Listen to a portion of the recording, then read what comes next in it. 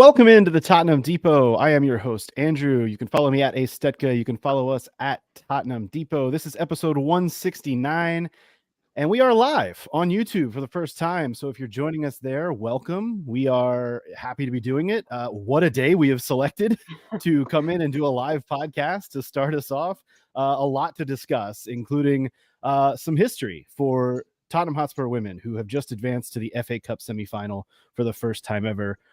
We're going to get going on that, plus a big victory for the men as well. We'll start by throwing it out to Scott. He is at Scott G. Bird. Scott, what's going on with you, my friend? Great sports today. Not quite the 10-0 combined route that I'd predicted, but the two victories, right, which are pleasing beyond the imagination when you consider our the gravity of the two opponents and matches today. So yeah, wonderful way to start the Sunday. No question about it. Caroline is also with us at CG Stefko. I know Caroline is super jazzed about what we just witnessed at Brisbane Road. Kaz, how are you? I'm still shaking a little bit, to be honest, after watching that penalty shootout. That was unreal. What a day to be a Spurs fan, basically. And let me just say real quick, there is some construction going on next door. So any noises, that's what it is. Hey, we're doing it live, as Bill O'Reilly once said. I knew I'd get one Bill O'Reilly mention in here for only that purpose. And if you're listening on the podcast after, that's great as well. We love to have you there. But if you are here on YouTube, feel free to drop us a comment, subscribe to the channel. We're not going to do this every week, but when our schedules allow, I think we're going to try and do this a little bit more to let the viewers have a little bit more of an interactive feel with the show. You can comment in real time. We can throw it up on the screen. We can answer questions, comments, concerns, all of those types of things. Guys, let's start with what we just witnessed. We were not going to lead. We were going to lead off with a 4-0 victory for the men over Aston Villa, which we will get to, trust me. But Tottenham Hotspur women in penalties just knocked off Manchester City in the FA Cup quarterfinal to advance to the semifinals. First time ever, as I mentioned. And that's a really big deal. It's a really, really cool result. Caroline, especially after the fact that Spurs had already played Manchester City 3 times this season and lost those games by a combined score of 10-0. All of that said, what is your reaction in real time? I know you said you were still shaking, but this is pretty monumental, a pretty monumental result for Spurs women. Yeah, my initial reaction is just that we really turned things around in this game. I'll be honest, it was not the best first half from us, and I was not feeling too confident, especially after they were able to get that, the first goal. But then you have a player like Beth England, who not only is our captain, but we know is one of the best finishers in the league when she's in form. And I think she struggled for form coming back from her injury. But today, just seeing that pressure that she put on the Manchester City defense and keeper to get that goal, it just shows that she's a player who can get things done and leads by example. And I think getting that goal when we did right at the death of, regular time just really gave the team a boost to go into the extra time period and fight for it. And I feel like we had definitely, the majority of the possession in that extra time period, the better chances. So it does feel like, even though it's a win on penalties, it feels like as a whole, we did deserve to win this game. Yeah, the Man City goal came very early in this match, and much of the match was played a goal down. But like you said, Beth England comes through, coming off the bench, scores one in stoppage time to equalize. And I really thought from halftime on, even when you consider the 30 minutes of extra time, Spurs went toe-to-toe with Man City. And it was not a performance that was, low block and counter. I mean, there were a number of chances throughout that second half. And it was really, really impressive to see Spurs kind of come out of their shell a little bit and go after City at times. And chances were created. And look, you're only going to get so many of those to put away. But Scotty, what did you see especially from that second half when Spurs just kind of, I don't want to say took it to City, because like I said, it was a very 50-50 game, but that's not something we've seen in the previous 3 matches, right? Not at all. I think initially I looked at the first 7-8 minutes, right, and their opening goal especially, and it felt a bit drab. It felt dreary. It felt like it could get out of hand pretty quickly. But I got to give a ton of credit to of course the squad, but Robert as well for having a game plan and asking the team to stick to it, because on paper, I mean, let's call it what it is, right? On paper, they're a better team than us, but we went out with a plan today, and as you said, that plan was to be brave and to play our brand of football. Bobby ball, we could call. I think it's still a work in progress. What we're calling it, right? But we stuck to the plan and did what the manager asked, and as you said, took the game to cities. So I'm really proud of the team for the tactical approach itself, but I'm also really proud of the team for responding in the manner that they did after conceding such an early goal. Because from a mentality perspective, against that City team, when you concede in the fifth minute or whatever it was, good chance you fold after something like that happening in such a big match. And obviously the complete opposite of what happened, us folding, especially in extra time. I know we'll get to it, but that second half of extra time, we had City pinned back the whole entire 15-minute period. We looked like the team that would go and win that match, and few would have expected that. So hats off to everybody, substitutes, everybody that started, Robert himself, the whole organization. It's a big win. Caroline, you mentioned, well, you didn't mention, you have Becky Spencer right there on your screen. Like let's talk for a second about Becky Spencer, because there was a moment maybe 2 months ago where it looked like she had lost the starting goalkeeper job.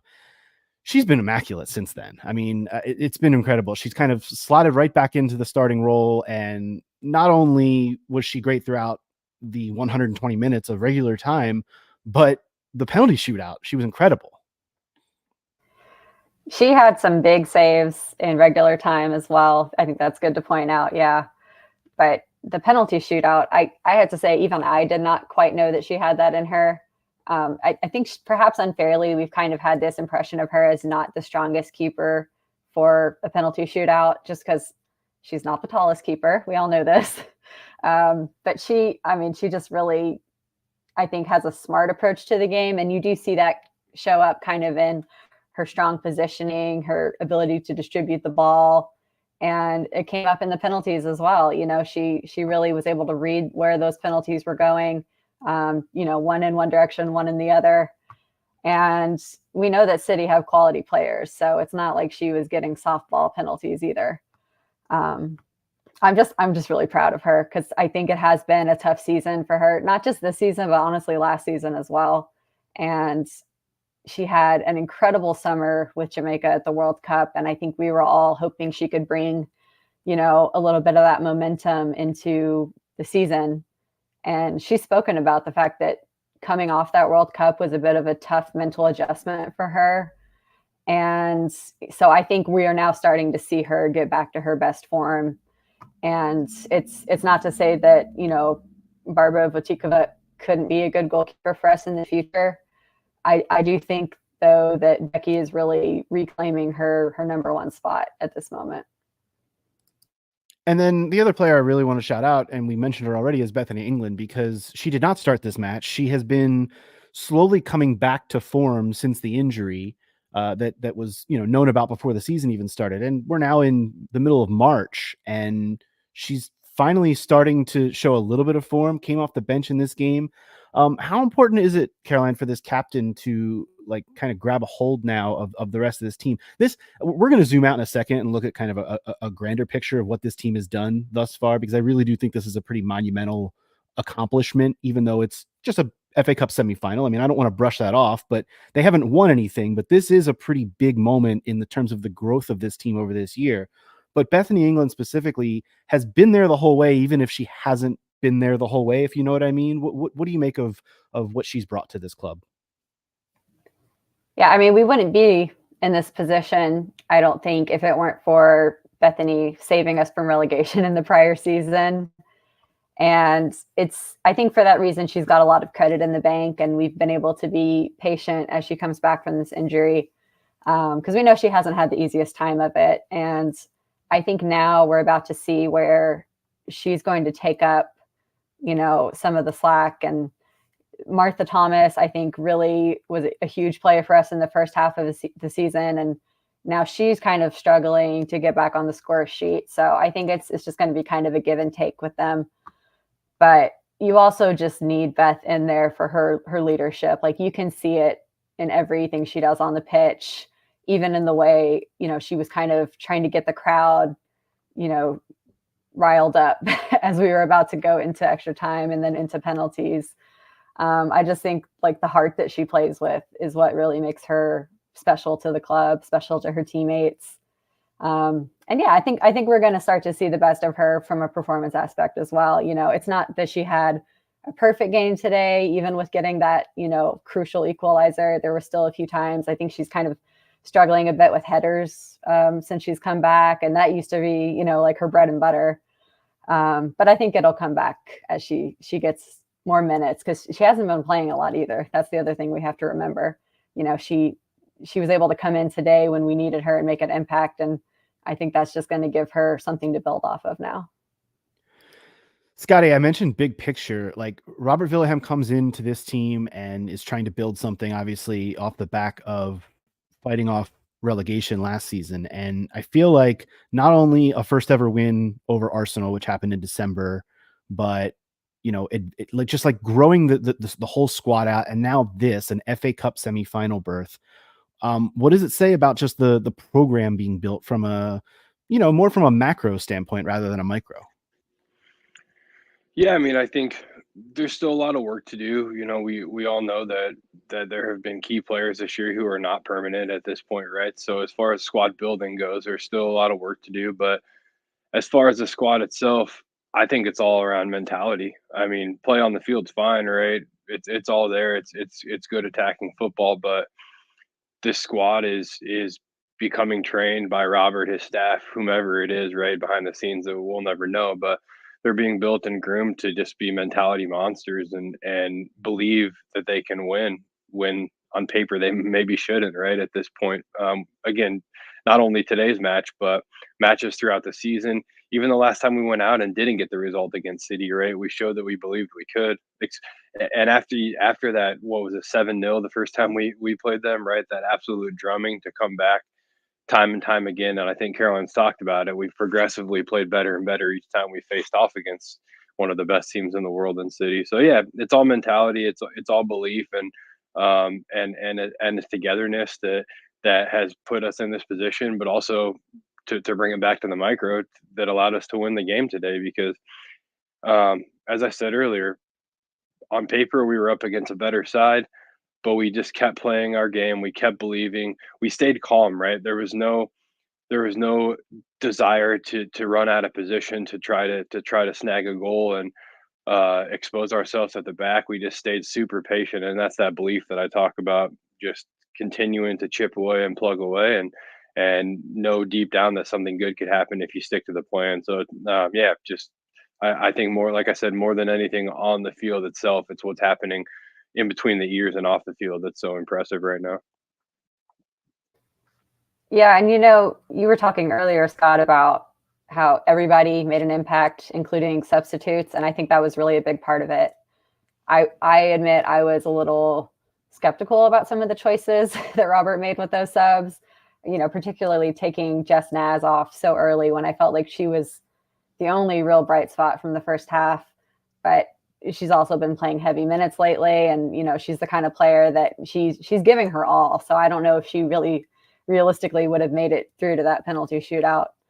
But I do think the subs that came in, quite a few of them, I think showed that they really are competing for those starting spots. We got a player like Wang Shuang who brings a creativity that kind of, with Drew Spence just coming back from injury in the last game, we've really kind of been missing that in the middle of the park. So I really enjoyed her performance, and especially in extra time, I felt like she was very dominant. And then Matilda Vinberg, I think last episode we were talking about how she's kind of one for the future, but she showed us some stuff today that was just very exciting. And I think we're starting to bridge the gap between, the squad depth of those top teams and us where we haven't had that in the past. And I think it showed up so kind of surprisingly in our fitness levels in that extra time period. It felt like we were the freshest team, even though they had their substitutes as well. So I think that really speaks to the improvement, not just of like the individuals in the squad, but also the work that like the trainers are doing behind the scenes to get them fit and be able to play these longer games. Because we know even in our league games, stoppage times are increasing. Like teams have to be more fit now. So I just feel like we're actually able to compete in a way that we were not in seasons past, where if we had gone to an extra time like this, I don't feel like we would have had the legs or the gas to get through it. So it was really refreshing to see us actually take that extra time and make it ours, and, you know, kind of put a stamp on it in terms of our style of play. Like that was something very new for this team and very exciting. Yeah, it's been a really remarkable turnaround into the hat for the semifinal, which is really, really cool. The other team's Leicester, who is actually the next opponent in WSL play next weekend. And then I believe it's Chelsea and Manchester United. So we'll see what comes of that. But as I mentioned, next week for the women, it is a return to WSL play, and it's Leicester City, who sit just 3 points behind them in the table. Now, again, league positioning for this season, it's probably a moot point. There aren't enough games really to challenge for a European spot. There's also not enough games to worry about relegation like there was last year. But that growth that we continue to see will be nice. And now you've got a freaking cup to go take a run at. I mean, if you can get past 2 more opponents, you're going to be lifting a trophy, which would be one hell of an accomplishment. So it's really cool to see Robert Villaham's team put themselves in that position in his first season, and just to be able to do it with, like you said, Caroline, kind of this new style and this new, they're not taking anything from anyone. They're out there taking it to other teams, which is really, really great to see. Anything else you guys want to get off your chest about the women's team before we move on to talking about a 4-0 victory over Villa? Yeah, I think we just double click on the penalty shootout itself quickly before we move on. I think, you know, we all know Becky Spencer was fantastic, and I put in the chat right before the shootout that I thought it maybe favored us to go to penalties because Becky was playing well, and set aside her, you know, the overall opinion of her ability in a penalty shootout. I think there's a lot to learn still, but the fact that she was so confident today in extra time and the match itself, I think favored us. But beyond Becky, the penalty kicks themselves were fantastic. I mean, Bethany England to step up and drain the first one after City had missed, that's hard to do, right? To own that moment and put the team on your back right after City misses. We see a lot of people miss that penalty after their opponent missed the first one. So credit to her.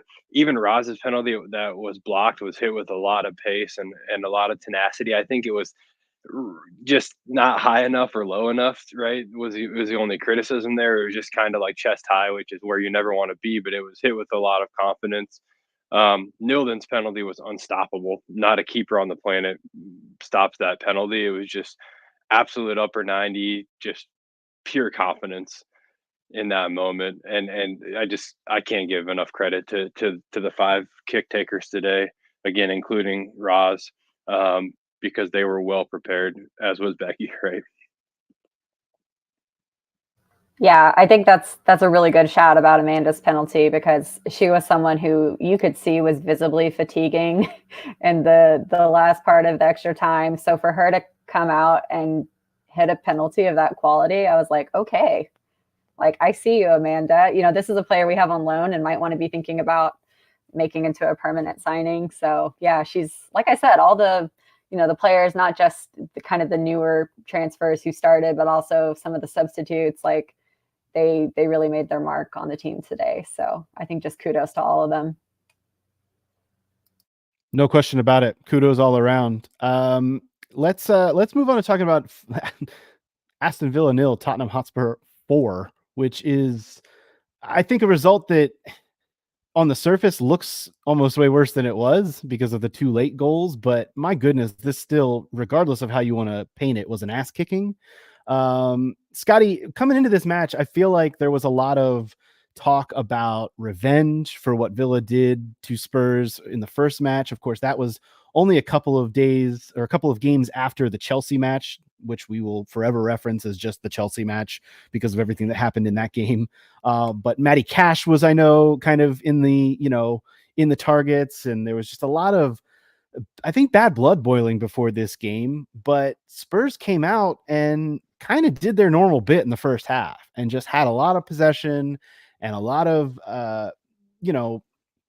not even chances, just a lot of ball and a lot of not much else to come from it. I don't even think they had a shot on goal until like the closing moments of the first half. But then come out and pour on 4 in the second and just walk away just unharmed. Hopefully we'll talk about the potential injury scare, but pretty unharmed from a Villa team that has really led them the whole season and now are barely hanging on to that 4th position in the table. Yeah, I mean, I think, all the revenge stuff was maybe even more centered around the Bentancur injury than the result itself last time we played Villa, right? There's a lot of chatter there. But I think we're the better team, and I think we hit a rough spell after the Chelsea game, as we talk about, and you had just talked about. That Villa didn't hit, right? And I think if we don't hit that rough patch, we're pretty firmly in 4th, 3rd, 2nd place. Who knows, right? At this point, but all that is to say, I think we're the much better team. I do agree. In the first half, it was concerning to see the same stagnant approach in the final third that we've seen for a couple of months now, right? And as we talked about in the last show, as soon as our opponents start going for it a little bit is when we tend to find space. It's all quick transition, it's all counter, right? That's where we're really doing the business.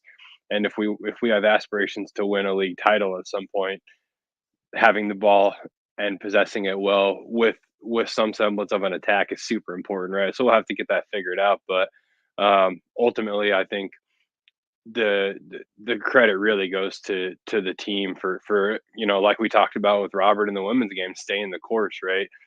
We've seen, as I just said, for a couple months, as soon as those teams start to get forward, we start to find goals, and that usually happens 60, 65, 70, somewhere in there if we're not scoring and the game's still tight. Happened a little bit earlier in this match. And maybe you got to talk about the failure on the part of Unai Emery for not recognizing what might happen if you don't approach Tottenham a specific way, right?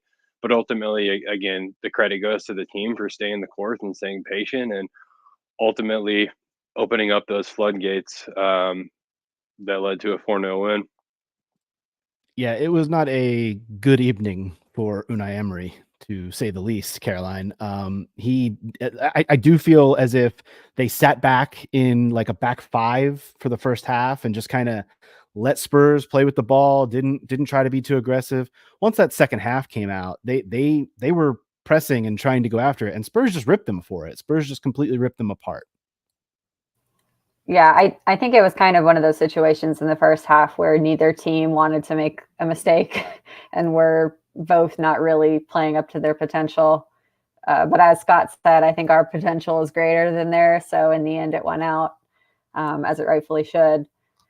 But I think this game is going to be really important in the long run, not just because of the, sort of table implications. We're now just 2 points behind Villa with that game in hand, and also fixed a bit of our goal difference as well, that we were behind them in goal difference as well. So really good to see there. And, I think, again, our forwards have really been having kind of an underrated season compared to some of the other talents in the league, especially Son. He just kind of always goes under the radar for putting up consistent numbers. And even a player like Brennan, who's come in as a new player and I think was getting, in my opinion, too much criticism early on because he is a young player. But I think he's just really been able to show in the last few games what he can do. And, to see him do it from a starting role this time as opposed to a substitute role was also really good to see. It's This has been quite a day. It's like it's an embarrassment of riches, and it's almost hard to focus on what was the best part.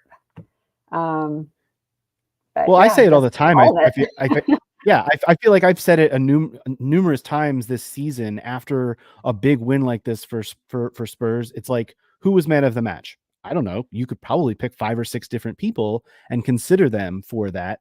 I do want to double click on Sonny for a second, though. You brought him up.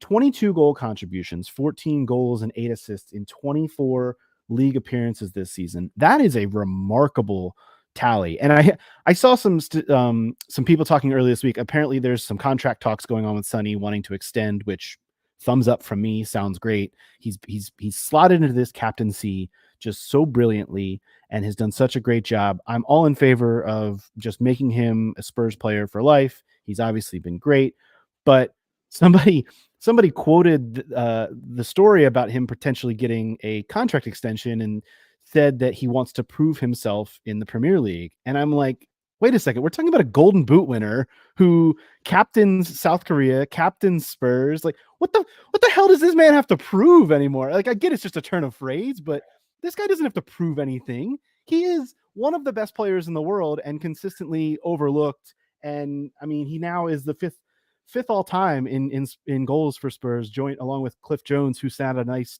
message on social media welcoming him. 159 goals for Spurs for Heung-min Son. Scott, wow, Incredible. Honestly, I think we back up to Andrew's presser for a second, right? I think it was yesterday where he came out and said, all the wonderful things that the team had done this season, and one of the things he had mentioned was that we recovered so seamlessly from the departure of Harry Kane, who's not only our best ever player, but probably the best ever striker the league's ever seen, right? Thierry Henry probably has something to say about that, but if we're talking out and out number nines, we lost him and it was seamless. And all that to say, I think Heung-min Son is the specific reason for that happening. And you point to you point to many factors, right? But Sonny is the type of guy, I've talked about it before.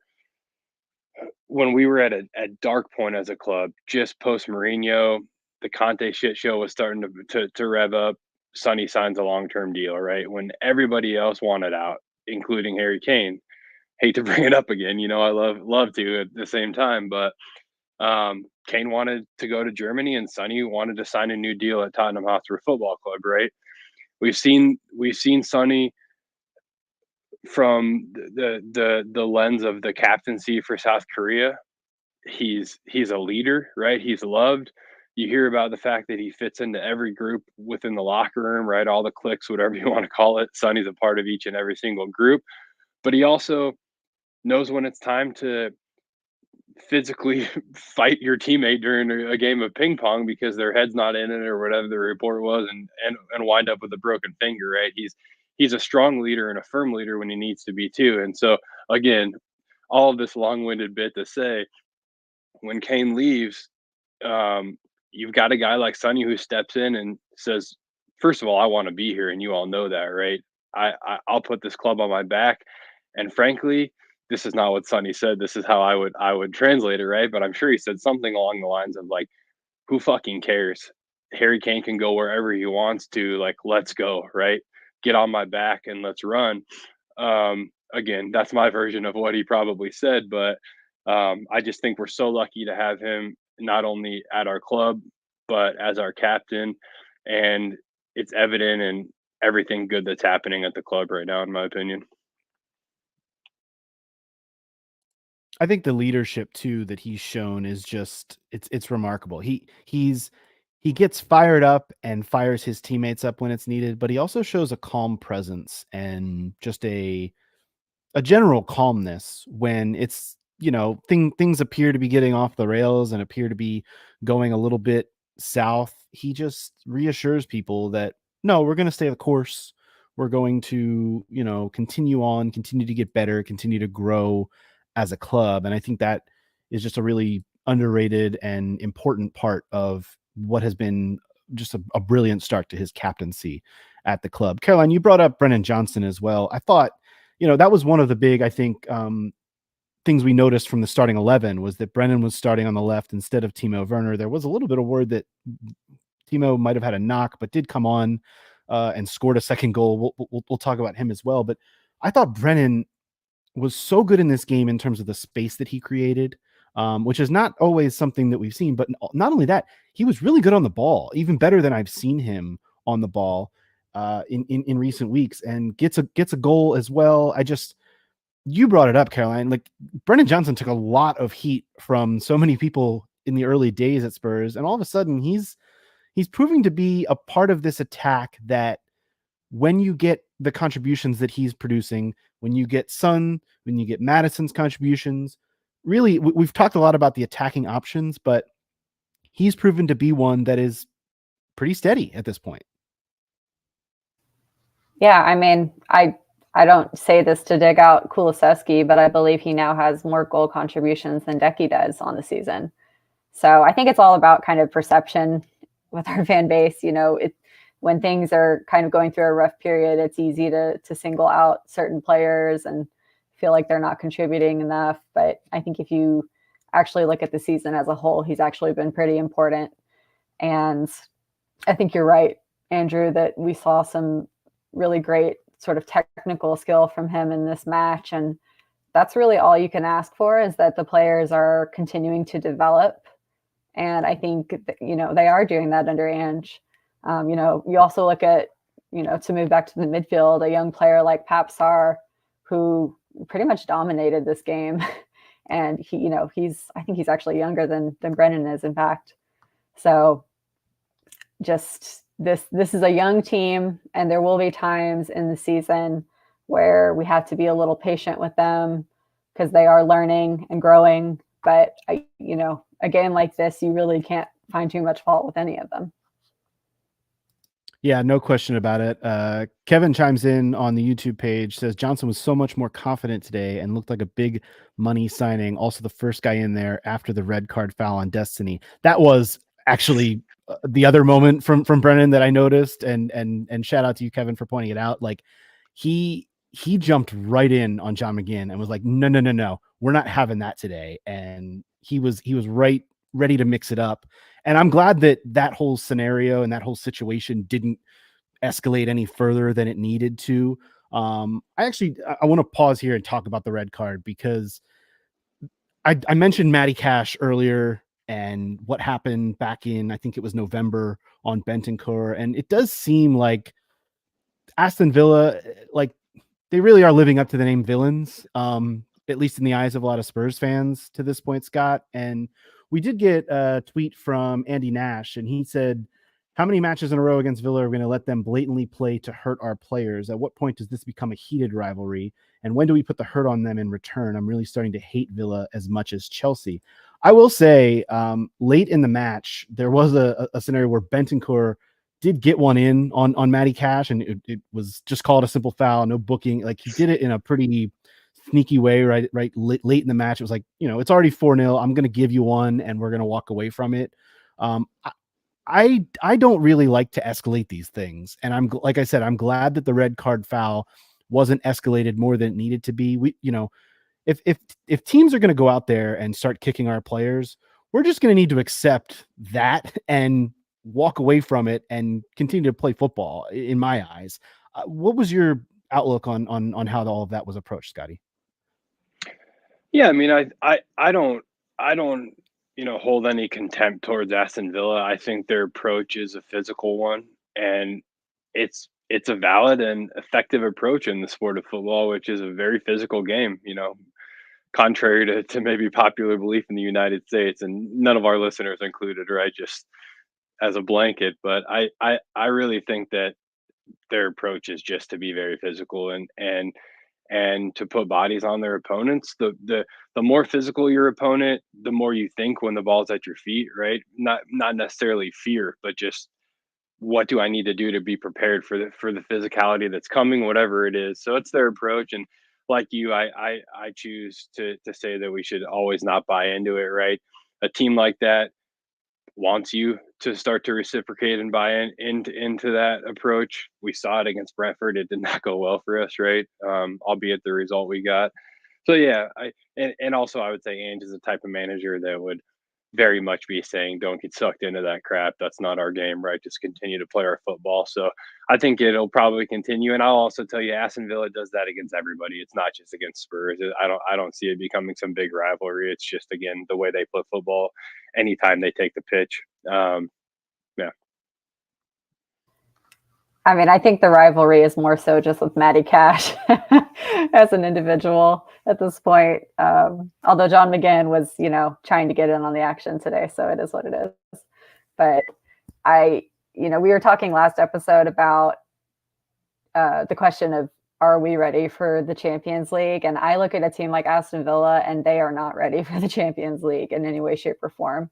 I don't want to be like rude in case there are any Villa fans listening to this by some chance, but I just think some of this kind of physical approach, I think, is left over from when Steven Gerrard was in charge.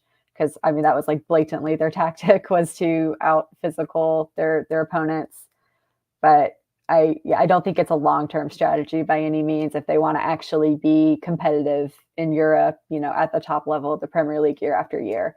Like, this is a kind of approach that could easily see them slipping back down the table next year if they, don't have a good transfer window, for example. So yeah, I think it doesn't need to be a rivalry because I don't think they're necessarily heading in the same trajectory that we are.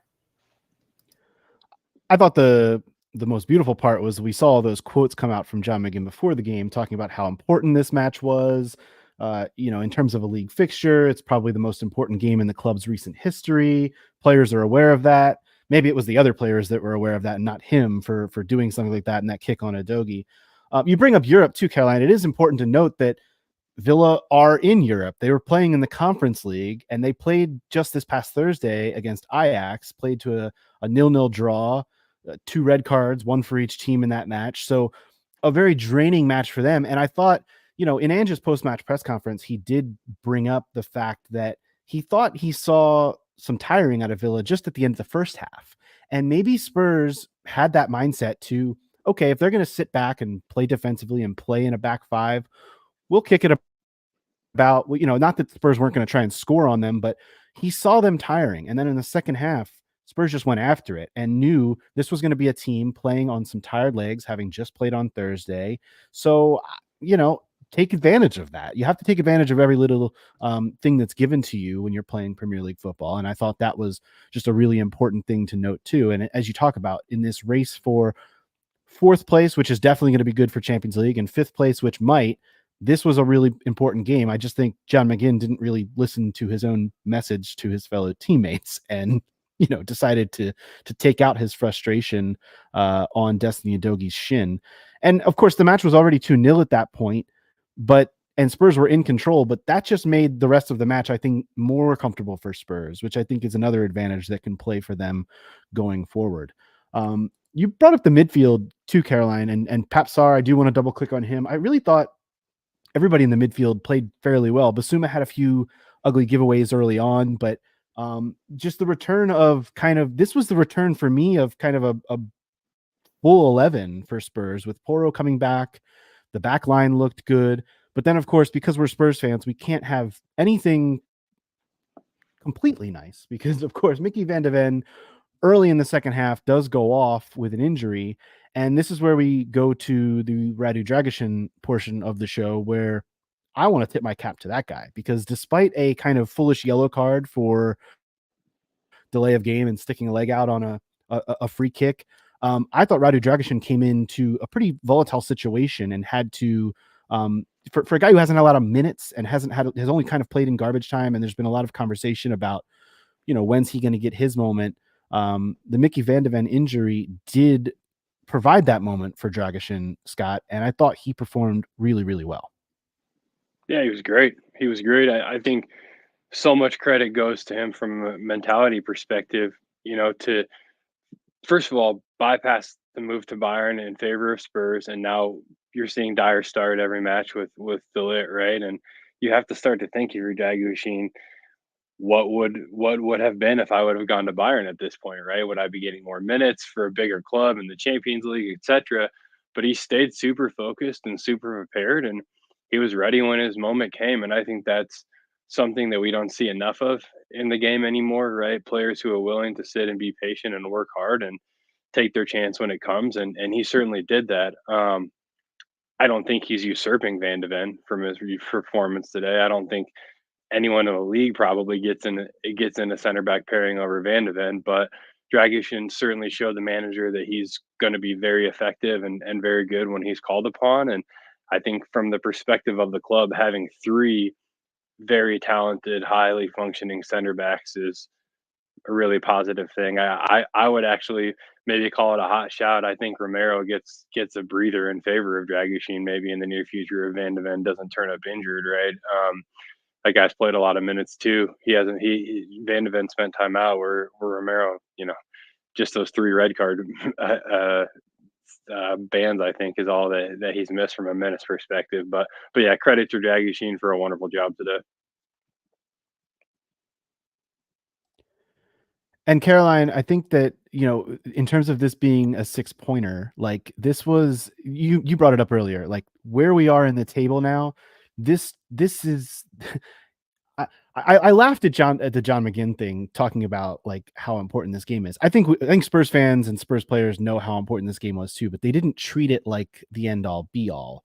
And that calmness for me, in a similar way to what we've seen from Romero, Dragic, Van de Ven at times, like it's the calmness that they showed in this match, to me, I think was the biggest thing. And Ange brought it up, like he wants to see more goals out of the four different, to get four goals out of four different players, and to get those goals, like he thought it was really important to see goals from those types of players. And anytime you can score 4 goals, you're going to have a good chance to win, obviously, but it's getting 4 goals from those specific players and kind of just showing the poise and confidence that Spurs did when, in a first half that was kind of frustrating for having a lot of the ball, but not a lot of, let's just say, XG to piss Scott off. Like there was not a lot going on for Spurs in the first half, but it came out in the second half and just showed that poise to get 3 points and walk away with, hopefully minimal damage. We did get word about Van de Ven. Ange said he doesn't think it's anything serious, but we'll see in the coming days what some scans reveal. Yeah, I think it's poise, and it's also just having the patience to kind of ride out that first half that was very, kind of tense and tentative from both teams, I would say. But you really saw in the second half, we were able to show our quality. Just seeing us actually being a little bit braver in the final third in terms of like making those passes in tight spaces, the through balls. We were just seeing like a different dimension to what we saw in the first half. So I think it's also that they're just prepared. Like Ange has them ready for different scenarios, and we were able to kind of take advantage in this lull for Aston Villa and really just hit them. And having those kind of quick fire goals just kind of sucks all the the air out of the stadium, and then also just the opponents. They don't really always know how to respond to that. So especially when they know that we have the potential to just keep scoring and scoring and scoring with a front line like we have. Like it really is one of the best in the league, I would say, when they're really in form. So yeah, I think it was a very mature performance in the end, especially considering that we do have some younger players. I mean, I know our captain is not the youngest anymore, but a lot of those players who are around him are, just hitting their peak or not even there yet. So that's really exciting. Hey, I quickly too. I think we got to give a lot of credit to Ange here, and of course we're always going to give credit to Ange at this point. But their approach was perfect. I think Villa sitting back and looking to absorb pressure and counter was not at all centered around them being tired from Thursday. I think it was Emery looking at Spurs the past couple of months and saying, "This is how you beat Spurs," right? But Ange, kept his poker face and said, "All right, mate, I'm just going to keep bringing the ball at you, and eventually, unless you want to sit in back and take a draw, you're going to go for it. And when you do, Johnson will be ready." Right? I think Johnson starts that match because Ange expects Aston Villa to have as high of a line as we do, like they always do, right? They really, really play aggressive football just as we do. I think that's why Johnson starts. We've talked about it on the show a couple of times at this point. Johnson is very ineffective against a low block. Nothing to do with him. It's the type of player that he is. Very effective in quick transitions and counters. If you can find space behind the back line, there might not be anyone better suited in the league to getting behind the line and being effective when they're able to do that, right?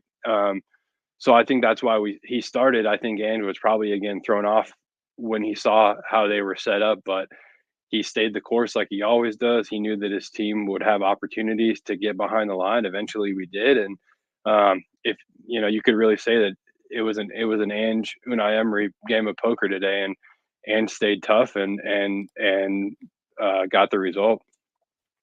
You raised a good point, Scotty. I mean, historically, over even not just this season, but over the last few seasons, when teams come out and play against Spurs, they're going to have an opportunity to get in behind.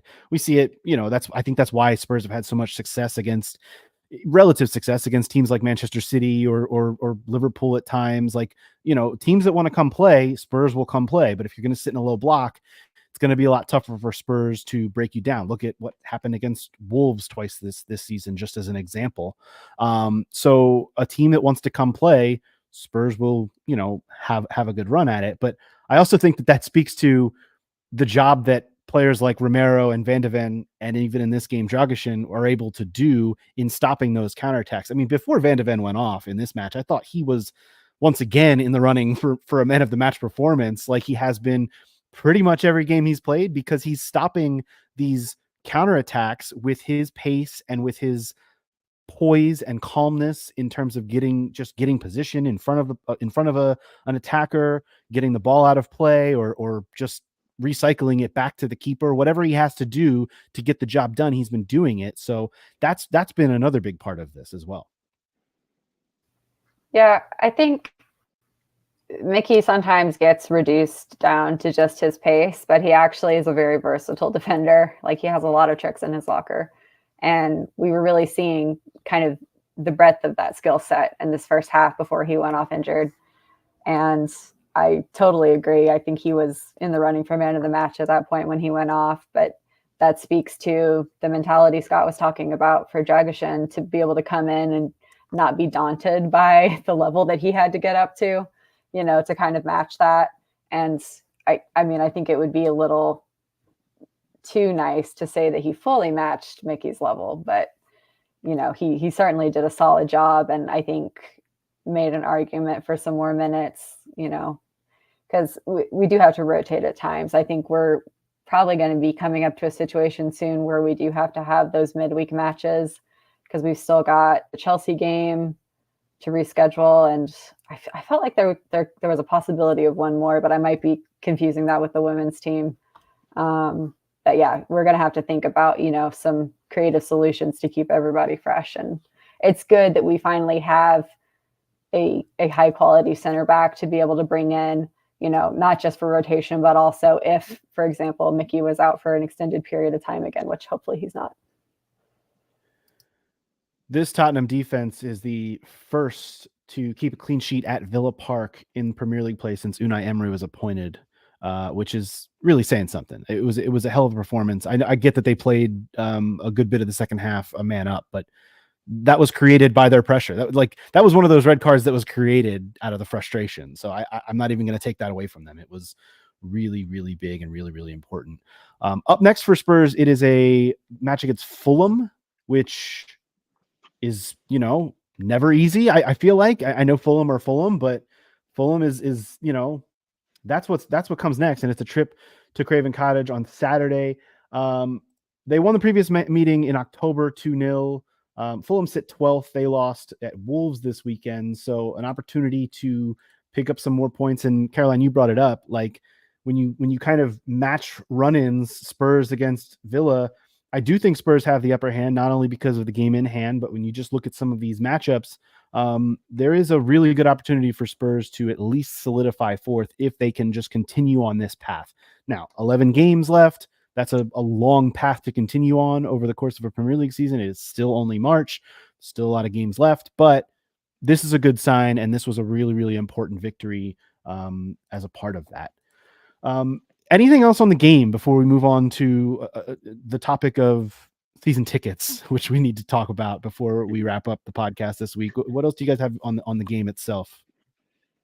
Yeah, the only other thing I would point out is just how good of a goal the first goal was. It So was good. in transition, somewhat pseudo transition, we'll say, but the ball from Sarr is a winger's ball, and the finish from Madison is a striker's finish, and neither of them are a winger or a striker, right? They stepped up big, especially against a block like that. The only way you can beat a low block, and this is what we need to see more of, is secondary runs from the midfield.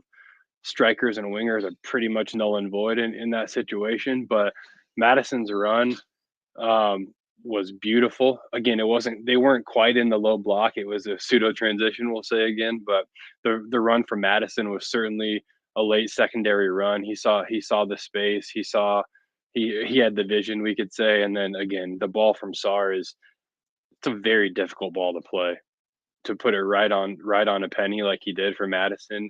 I think, we can talk all day long about Sarr and his ability to put crosses in will never come up, right? That's not what we think of when we think of Pop Sarr, but that ball was that's honestly one of the best crosses I've seen all season. I never complain about having David Bowie songs stuck in my head, but I've been singing like Starman in my head all morning after watching that performance. It was incredible. And yeah, he's been a revelation, honestly. And the fact that he is going to eventually, when he ages a little bit more, be a homegrown player for us I still have to pinch myself every time because he's just been a joy to watch. So thank you for double clicking on Pap Sarr. He's been one of my favorite players to watch for Spurs in recent memory, and it hasn't even been that long, so it's really cool to see. Guys, let's talk season tickets because this is something else that came up this week. Spurs are increasing their season ticket prices by 6% for next season, and I want to preface this conversation a little bit because we have, the three of us are Americans. We have an international audience, and I just want to recognize that the three of us as Americans are not impacted by season ticket prices for Tottenham Hotspur going up. So we're going to be talking a little bit, not out of our ass here, but we're going to try and empathize while also recognizing that this is not something that it affects us in the way that it does many of our listeners. So I just want to state that at the start of this, because we're probably going to say a few things that sound a little, at least I know I'm going to, that sound a little dismissive. And I don't mean to be, because costs are going up everywhere throughout the world.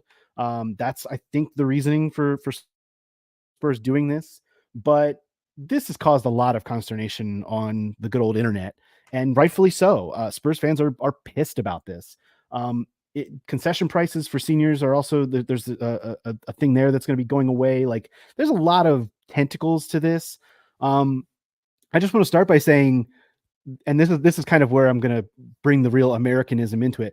Ticket prices internationally, like for Spurs matches or anywhere else, are still way, way lower than they are in a lot of places. And that's not to say that is an excuse to raise them, but it's just something I want to point out because I don't think a lot of people even realize that buying season tickets to go see Spurs, even though it's one of the more expensive tickets in England or even probably in Europe, is still a really affordable thing when you look at it from an American's perspective. Now, I'm going to remove that now because I'm just saying that for posterity, because I know our American listeners will look at the prices to go see a Spurs match. And when you take out obviously travel and boarding and all of that kind of thing, when you just look at a match day ticket, fans will look and say, that's not actually that expensive compared to what the types of prices we see, whether it be for NFL, NBA, Major League Baseball, any of the big sports over here.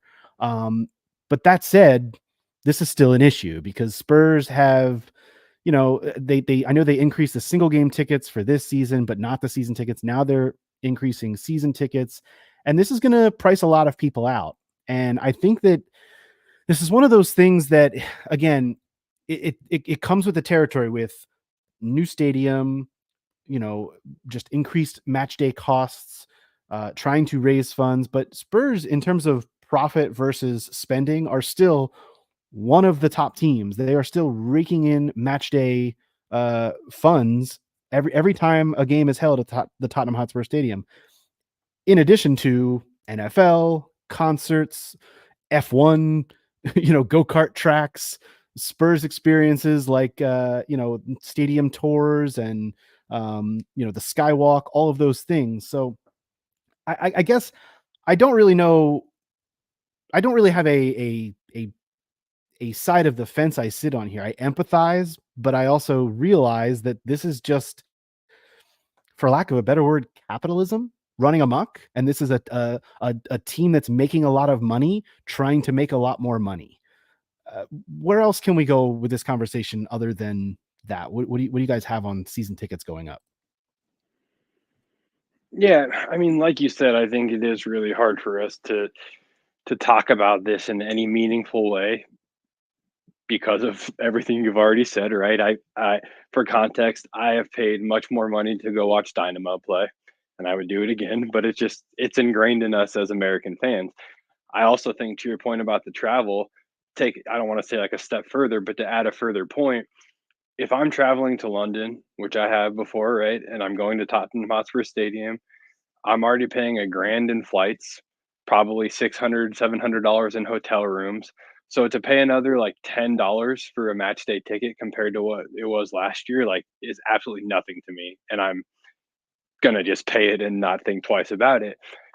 All that being said, I think it's a cultural thing in England, and I'm not English, right? I don't have a pulse on the culture as an expert by any means, but I do know that this is a sport that historically was a very blue collar sport.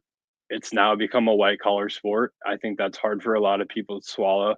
I think that's why you see so much outrage around the senior pricing. Is a lot of these seniors grew up when football was very, very much blue collar, and were going to Spurs when it was very blue collar, and tickets were cheap, and it was no more than just a couple quid to go have a few pints with your friends and go watch Spurs play. So it's just a different game. As you've kind of already said, Andrew, it's a different time. It's a different game. We're in the world of financial fair play where dollars do count, dollars do matter. Eric Dyer said things that I have wanted to say to fans for a long time too, right? It seems very, and this isn't about Levy, right? We're going a bit off topic here, but it seems silly at times to criticize Tottenham Hotspur for the board for the stewards that they've been for the club. You hear it from one of our longest serving players.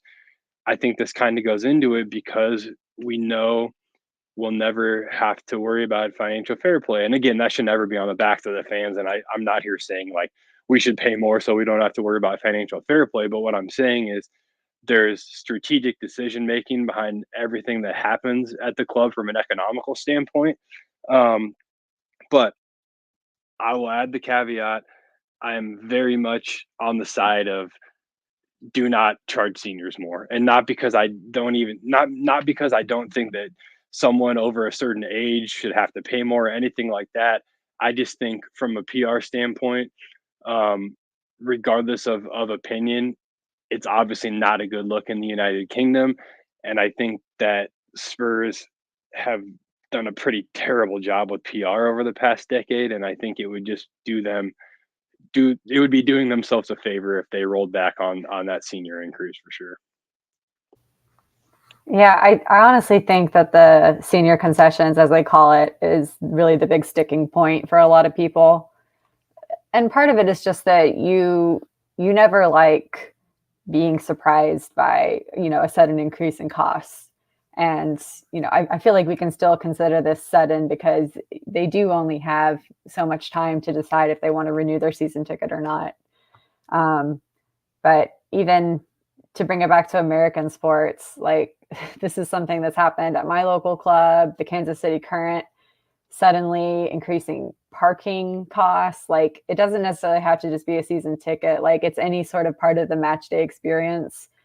Having a sudden increase, it just doesn't feel good, and I think sort of the slogan that fans are using to kind of bring up these issues is "Don't exploit loyalty."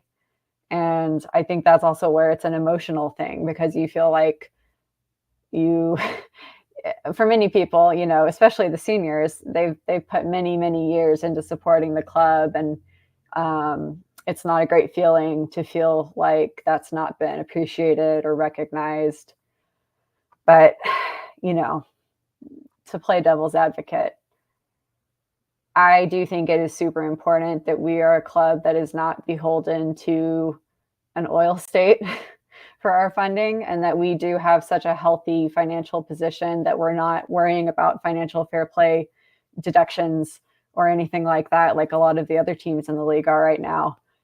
I'm not necessarily saying that we have to just accept, these changes like they're nothing, but I do think it's worth thinking about, what is it worth it to us to have, that a little bit more independence compared to other clubs. And obviously that's something that only, individual season ticket holders can decide on their own. Like, some are going to decide to keep their ticket, some won't. And I don't think there's a right or wrong to it necessarily. But I think the one thing that I always wonder about is, do I only hear complaints about Tottenham because they're the only club doing it, or is this happening at other clubs and we just don't see the protest because we're not in those kind of circles? And I honestly don't know. Maybe other clubs aren't raising their prices, but I think it's a situation that many other clubs are going to find themselves in, in the near future, if not next season. Yeah, I'll also go ahead, Scott. No, I was just going to say I'll also add, and I add this as delicately as possible, but there is a large sect of the fan base that is very happy to pounce on an opportunity to get mad at the board and at Levy, right? They're just waiting for any opportunity to do so, and this is a big glaring opportunity to do so. Again, I say that delicately. I say even more delicately, the trust was in that group of people very recently who were happy to complain and go after Levy and the board, right? And so I think, and I'll also add, we saw two very important ex trust members come out and have something to say about that. So I think when you start to see the trust falling on maybe the, dare I say, the wrong side of that fence when it comes to choosing when to criticize and when not to criticize, it kind of waters down something like this in a bit of a way too, and that's not great. So it's added fuel to the fire, we could say. Well, and to your point about the trust, I mean, a lot of what has gone on with the trust has kind of pulled away a little bit from, and this comes from the Athletic, from negotiating and dealing with the club as much on a regular basis. We did see word after the season ticket announcement that the club was kind of planning, and I don't know exactly if this was the trust or the trust along with a group that comes up with the TIFO idea, but the TIFO that was scheduled for the Manchester City match in a few weeks is no longer going to happen because as a result of this decision. Scott, I appreciate what you're saying, and I appreciate that you're trying to say it delicately. I'm going to be a little less delicate, if you will, about this. Some fans, and I emphasize some fans, I think have this idea that Tottenham Hotspur is not a global entity and is not a global brand. Daniel Levy has made massive efforts to make Tottenham Hotspur a global entity and a global brand. Think about, just the reach out that they do not only in Asia, and obviously there's a really important reason for that, and that's the club captain, but they're going back to Asia this summer for, I think, the third time in the last 4 or 5 years for a summer tour, to reach out to folks there, to let folks in Asia have a touch. I think that's a really important thing that the club does in order to bring more people into the club that aren't based in not only Europe, but England specifically. They were over here in the United States for a tour a few years ago. I think that's a really important thing. I would love to see them do that again in the near future so that folks here in the States can get to, a preseason friendly. I think that's a really important market to discover and explore. They've obviously really dove into the United States market just with the connection with the NFL. And that's a really important thing for the club as well, to have all of the money from a deal with the NFL coming in.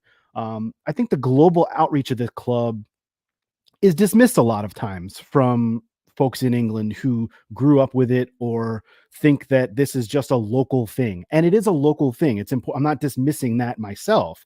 It is important for Spurs to be local and be in the community and be a North London entity, but it is also a very global entity. And I think that what we see a lot with some of the fans who complain about ticket price increases is they don't think anyone else should be able to come to games because this is a North London thing. And I think that's wrong as well. I think that folks need to recognize that Spurs as a, just when you think of, I mean, let's look at the reason that the club is still playing in Tottenham Hotspur Stadium, because when that is said out loud a number of times, people think, what is Tottenham Hotspur?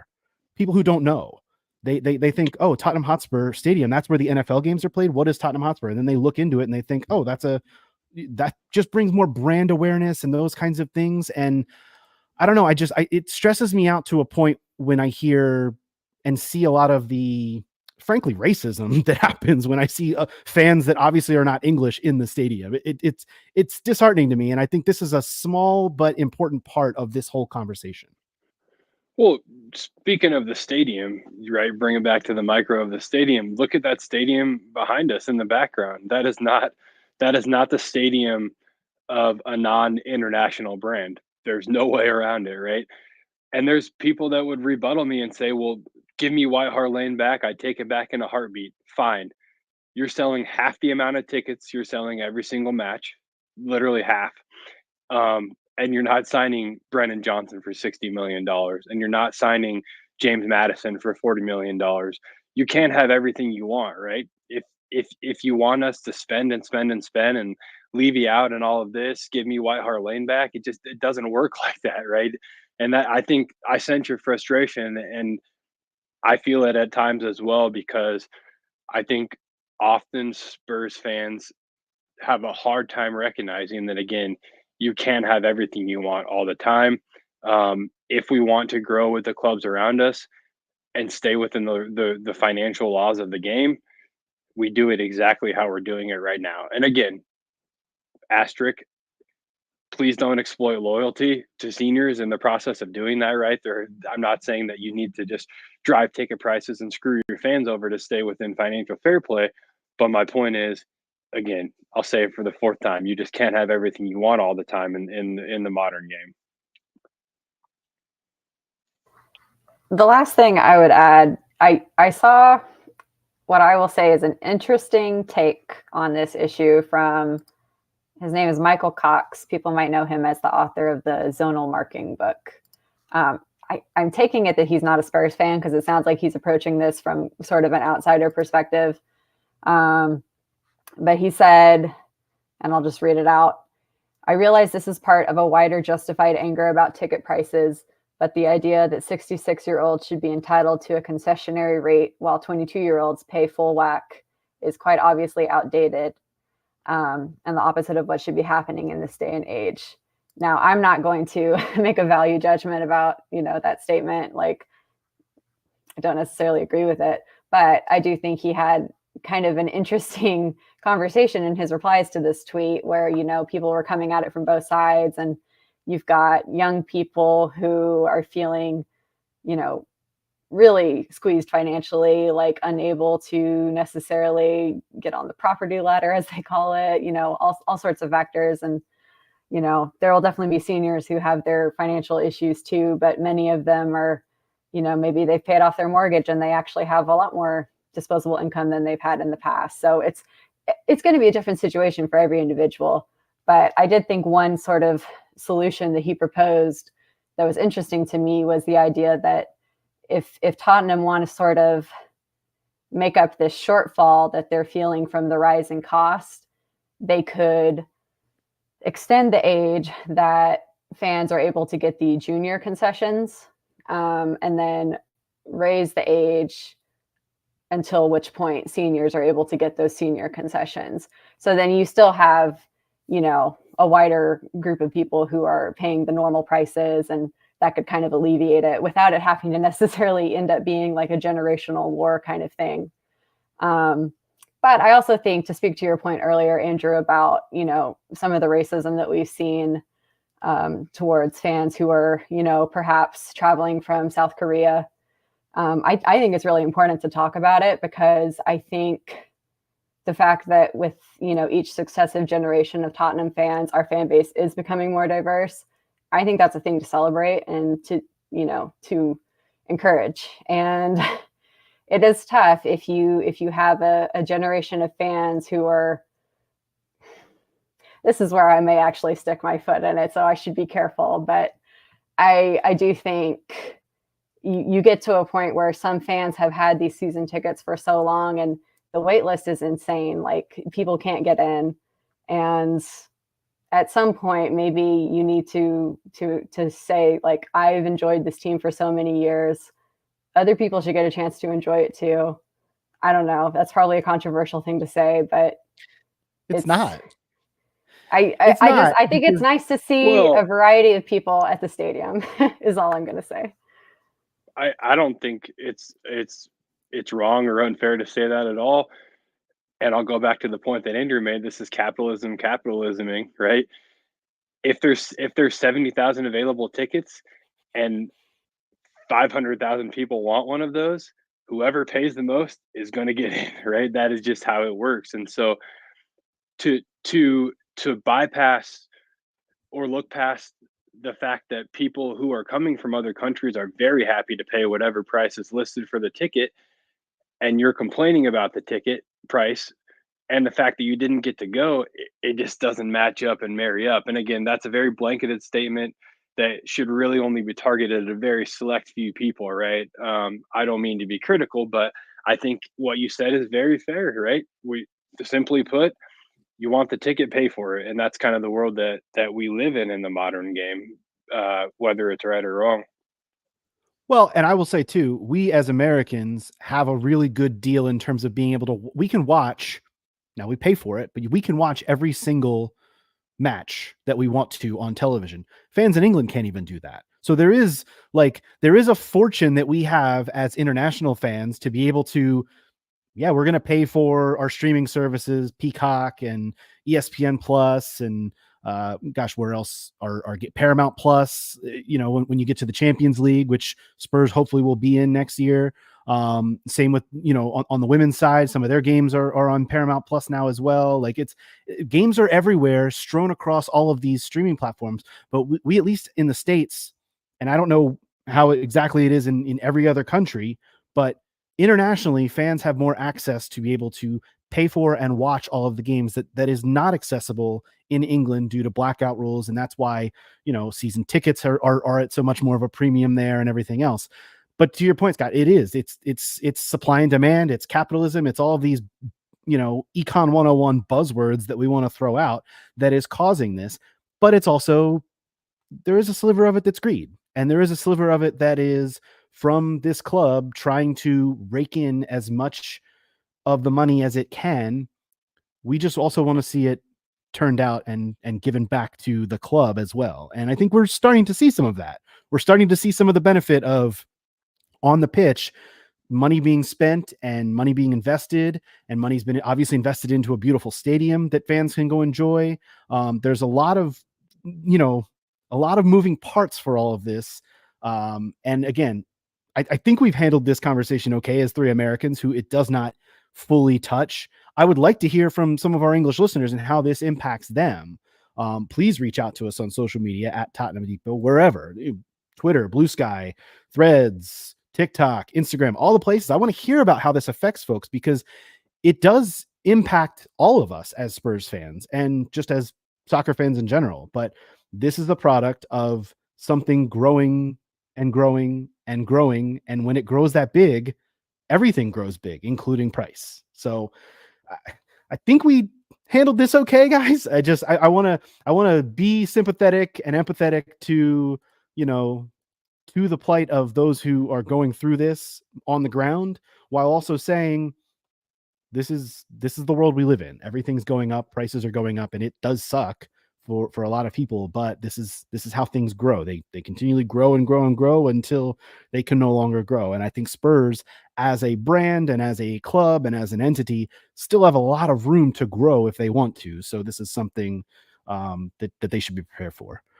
Caroline, you point out to me too. Yes, you can also leave us a voicemail on the pod if you want to, and we can play it on the pod in future episodes. Reach out to us.